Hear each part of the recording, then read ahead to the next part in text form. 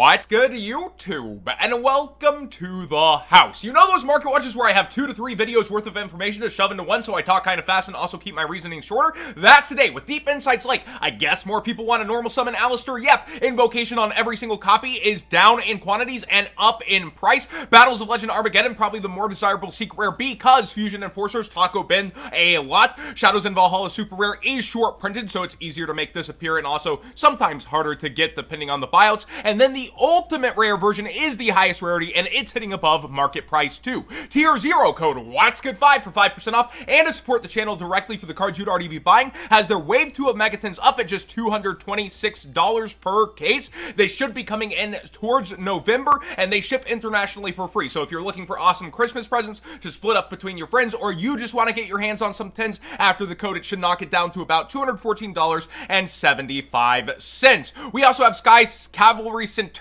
It's getting bought out to an extreme degree. Even its higher price quantities are going. Would love to see this reprinted in Brothers or Gold Series or somewhere in a March reprint set. It just has been missing for years. Now, talking about the Megatins, tons of prices are falling out. Finally, competition, seeing hundreds of sellers on different cards, people coming out of the woodwork. Interesting, Triple Tactics Talent has some of the lowest listings out of all the top cards. People are grabbing 3 of those as well. But we see the Dogmatica engine heating up in competition. Dogmatica Ecclesia almost back towards $10. We see Zeus going down from, 20 to 18 to 17. And then a lot of the lower range cards starting to get to those $5, $3 prices as the competition ramps up. In fact, Magician Salvation, we were talking about this towards $6. Now it's down towards $3. So really awesome to see the competition actually heating up on the tins. So do keep that in mind if you are getting tins of like, was I busting them for these pull rates or this price point? How do I feel about it? That 1.5x chance on ultras if I get ultras, or if I get super lucky like Raph and get 4 ultras out of 20 freaking cases. Watch that video. It's on the channel. I'll link it at the end. But yeah, the Megatin's definitely the competition ramping up, and I can't wait for Wave 2 and Wave 3. A lot of these prices getting closer to my predictions. Forbidden Droplet got re-bought out, and people are spending ridiculous money just going, well, you know what? It's probably shorter than Brothers of Legend. We won't see many of them, and they're just going crazy. You see this price back up to $175, and if we look up Forbidden Droplet in general, it just seems like you should be buying the ultimate rare, yet that is now spiking ridiculously too because of this other spike, so that even if it falls out, you'll lose less on the ulti. But man, is it a madhouse just to play Yu-Gi-Oh right now with this card. Destiny Hero Dasher, it blew my mind to see some actual sales hitting in this range. We see 185 on Unlims, 195 on Unlims ultis, and first edition sold at 300. Now, there are cheaper listings, or at least there were, yeah, 190 here, 100%, but it is Spanish before it goes to 275, 280.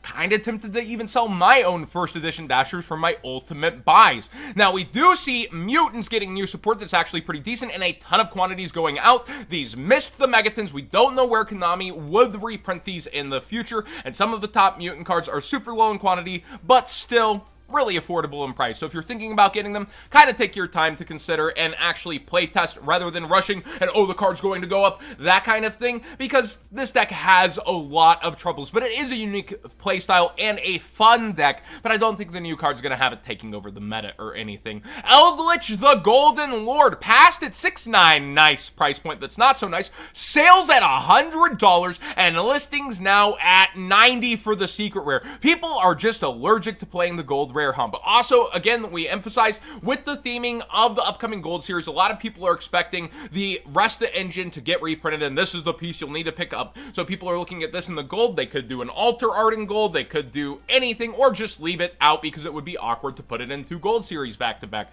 So people are going for the highest rarity version of this and really sticking to it, as it's an engine that floats back into the metagame time and time again. Now, a deeper conversation on Genesis Impact real quick. Why shouldn't I be buying the boxes, John? The boxes, they're so cheap for what they are. Look at all these collector rares that get back a box. Okay, let's explain the math real quick one more time. There's 15 different collector rares. You're only pulling 4 collector rares per case of 12 boxes. That's 1 out of every 3 boxes. And if only half the collector rares about get your box back, well, guess what? That means 1 out of every 6 boxes is going to hit above. And then look at the rest of the prices in the set. You're looking for an $18 ultra rare, you only see 3.6 of per case. The estimated value pulled, even with all these juiced up collector rares versus how few you will see the collector rares you actually want to see, out of having to open 4 cases to see 1 of each among 15 different collector rares, it's not worth it. That's why I said to go for the collector rares before. Not a financial advisor channel. I don't know your bankroll, how you diamond hands things or don't,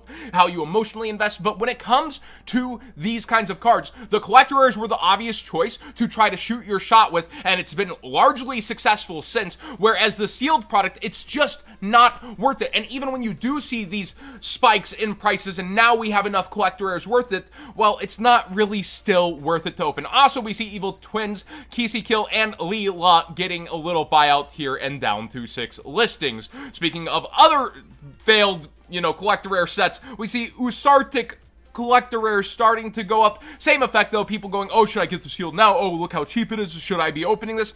Absolutely not. 1 out of 4 cases is gonna have a Pancratops on average. Come on, dude. It's just not worth it. Even with these bumping up prices, it's more worth it to target the collector rares you would think you want to have. Bahamut Shark is just a bit of a penny stock. I've seen the super rares go back down in price. We have the new Mako Tsunami support coming out, but also the water engine is super interesting, shark engine, and different ways to just make Bahamut keep coming up generically. It only has 3 printings, and this is out of an OTS pack that is now pretty much gone. So you would want to have a copy of this, and the super rare is probably preferred over the gold rare for most people, but I do actually like how XE's looking gold. I'm getting sidetracked. Bahamut's a decent penny stock, and we've also seen gold rare Toad headed towards $6 and the other Toads still floating around their $10 to $15 prices. Rhapsody and Berserk, haven't seen this since Necros format. Super rares have been bought out, maybe for past format play, I don't know. The other one is also, as the rare, going super low on quantities. Let me know if there's a reason upcoming in a metagame for this to be getting bought out like this. I can't think of one that you'd want to commit 2 fours to it, but let me know if for some reason it's not just for past format play. Somebody brought up in my streams, why is Flying Elephant money? It's a short print in Battles of Legend Relentless Revenge. That is why, pretty much, and it has that good old nostalgia trip from the show, but it's like around 2-ish per case or less, if I recall. And for Battles of Legend, these sets that have gone up over time, and for a collectible DM era card, and an Alter Wincon, not a bad card. Delinquent Duo secret rares have been moon rocketing, it seems, and I remember these hitting 22, so it's not the most shocking thing, but super low on quantity. So let's click and actually see what story's being told here. Yeah, 24 around, so not the biggest moon rocket, actually. People are freaking out, and market price was even 22. But I do remember when I told you guys to get these at just $2.50. So if you did, and you diamond hands, you're doing pretty darn good for yourself. Halqifibrax. This card has done nothing but go up since the ban list, it feels like. Still floating around 42 for the Ultra and pretty low on quantity. So if you're thinking about this engine at any point, only 16 listings now, and the Ultimate Rare being the price that it is, where it's not even double. That's kind of crazy. I would go for the Ultimate Rare for if some kind of reprint happened, if you can't afford it, that it loses less value while the other one goes down in price. It just makes sense to me. I told you guys you might want to be watching Legendary Duel Season 2, and I see multiple buyouts here in this week. Blue Eyes Abyss Dragon going from 22 towards 27, with sales rates making its market price go up. Urgent Schedule has indeed been going up, and other cards in here are extremely low on quantity. Then we have Madolche Salon towards $20 freaking dollars. I think the Madolche engine is one of the most popular of all time.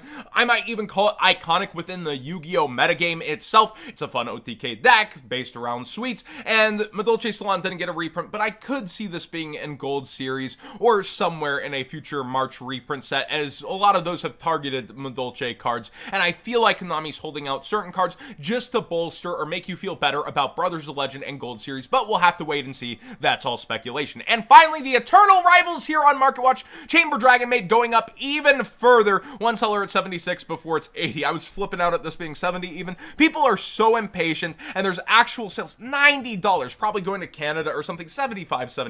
Don't be spending your money like this even if you can't stand gold rares.